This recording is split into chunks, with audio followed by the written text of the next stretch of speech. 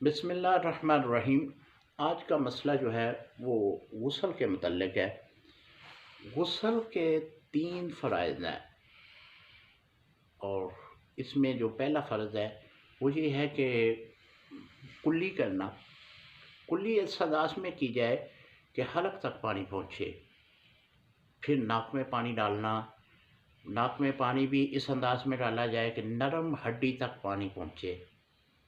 फिर पूरे जिस्म पे पानी बहाना, यहाँ तक कि एक बाल के बराबर भी जगह खुशक ना रहे। तो इस अंदाज में ये गुस्ल के 3 फ़र्ज़ हैं। एक भी गुस्ल का फ़र्ज़ कम हुआ तो गुस्ल नहीं होगा। हाँ, ये है कि अगर एक फ़र्ज़ कोई भूल गया, गुस्ल करके वो बाहर निकल आया, उसे याद आया कि मैंने तो नाक में पानी डालना था, वो याद ही नहीं रहा। अब उसे दोबारा गुस्ल करने की ज़रूरत नहीं है। अब वो सिर्फ़ नाक में पानी डाले, उसका गुस्ल मुकम्मल हो जाएगा। और ये भी सवाल किया जाता है कि जब गुस्ल कर लिया तो क्या नमाज़ पढ़ने के लिए दोबारा वज़ू कर किया जाएगा? जी नहीं मेरे भाई, दोबारा वज़ू करने की ज़रूरत नहीं है। गुस्ल है हद से अकबर और वज़ू है हद से असगर। जब आपने हद से अकबर हासिल कर लिया तो अब हद से असगर यानी वज़ू करने की कोई ज़रूरत नहीं है। आप उसी गुस्ल के साथ नमाज़ पढ़ सकते हैं। उसी गुस्ल करने के बाद आप कुरान पाक पढ़ सकते हैं, आप नवाफ़िल अदा कर सकते हैं, यानी अब आप गुस्ल की ही हालत में हैं।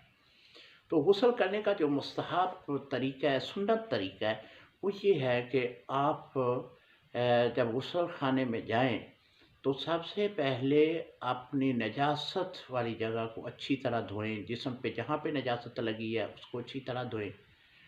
उसके बाद सुन्नत तरीका जो वज़ू करने का है वो वज़ू करें। फिर आप दाएँ कंधे पे पानी डाल लें, फिर बाएँ कंधे पे पानी डाल लें, फिर मुकम्मल जिस्म पे पानी डाल लें। अगर पानी आपका खड़ा हो रहा है, जहाँ पे आप गुस्ल कर रहे हैं वहाँ पे पानी खड़ा हो रहा है तो पाँव को सबसे एंड पे धोएँ आप। अगर आजकल तो ऐसा नहीं है, गुसलख़ाने जो है वो इस अंदाज़ में बनाए जाते हैं कि यूँ ही आपने गुस्ल किया, पानी बाहर निकल गया, तो इस अंदाज़ में फिर आप पाँव को आखिर में धोने की ज़रूरत नहीं है।